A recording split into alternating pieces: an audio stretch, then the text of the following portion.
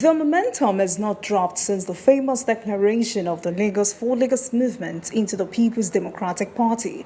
Journalists, politicians, and even ordinary Lagosians all want to know what runs through the mind of the lead visionary of the movement, Dr. Abdulaziz Olajide Adediran.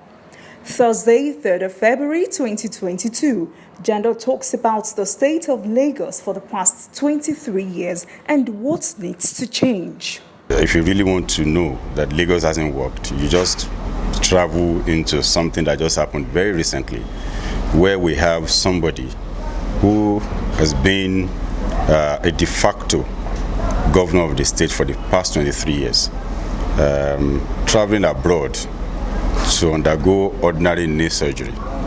It shows that the state, the person in question has been governing, for the past 23 years, despite the huge revenue that has accrued to that state. It's really not working. I don't think it's too much as we speak now if we have what can be best described as a medical tourist center here in Lagos.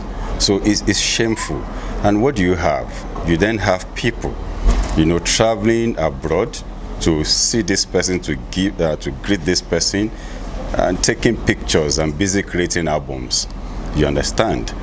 It's unfortunate. How do you also reconcile the fact that in the state of Lagos, with same huge revenue, that we keep shouting Lagos is a wealthy state, and you can only pick just one iconic infrastructure in Lagos? The lead visionary says the huge declaration rally into the People's Democratic Party on the 21st of January has made a point that it will no longer be business as usual come 2023. It's about time, and that is what we showed. Last week Friday, when we had a move from APC to PDP in huge numbers, to tell everybody that, look, we're not static. Yeah, we've seen what is going on and we're not comfortable with it anymore.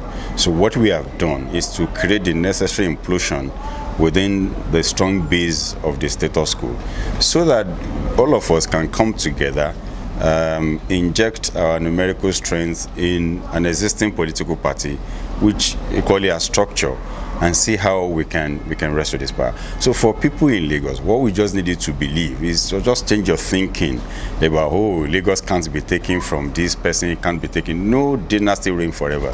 All we need to do is to come together, join forces, and see how we can truly, take our state back from that individual and give it back to the people of Lagos. That is what that has indicated. And we know in 2023, truly, it won't just be an election between APC and PDP. It's going to be an election between the status quo and a breath of fresh air, because that is what we represent. He further re-echoed that it is time for the youth to come out en masse to push the numerical strength of the demographic structure to their favor. It is not about that name, that three-letter word, PDP or APC. It's about the people within the party.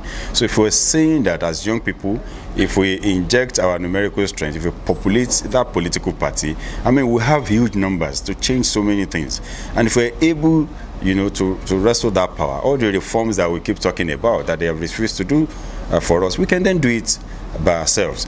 But if we say, yes, we want to form a new political party, don't forget, these established political parties are there to frustrate our effort. We can populate an existing political party with our huge numbers and see how we can wrestle this power from within. It will be so hard to do from outside, like what we're doing in what we did with APC.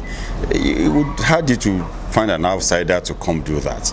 But because we're part of the status quo, we were part of it. It was easier for us to say, you know what, guys, we are done with these people. And we took all the foot soldiers off them. They're all by themselves now. And like I said, if they truly want people to send on errands, they should bring out their own children, because we have left. We are now in PDP.